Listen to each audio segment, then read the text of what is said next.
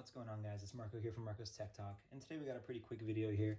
This is the iPhone 12 Pro. This is the, I believe, the 128GB one. This isn't mine. This is actually my fiance's, so I can't remember exactly what she ordered, but nonetheless, here is the iPhone 12 Pro. I do like how Apple included this kind of like film here to keep it solid in shipping. It does not move at all, which is pretty cool. It looks like to take that off, we just have to kind of peel this back. And that looks like that did it right there. Cool. Nice, so move that aside. I'm already noticing that the box is going to be a lot smaller than the older ones.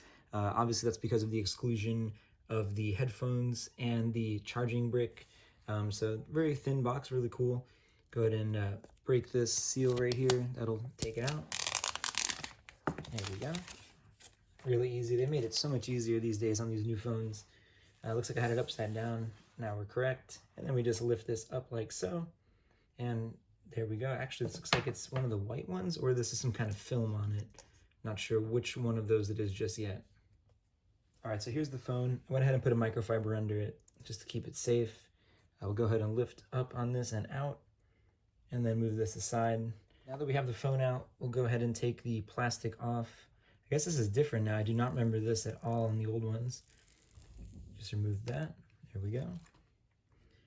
And then on the back, I guess it just stays there. I thought there might be some kind of clear film, but I guess this is how they look now. Pretty nice.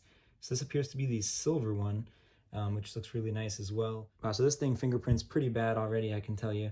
We have the SIM tray here, and then we have our volume buttons and our silent switch. And then, of course, on this side, we have our sleep button. I'm not really sure what this is here. So we'll go ahead and just fire it up real quick.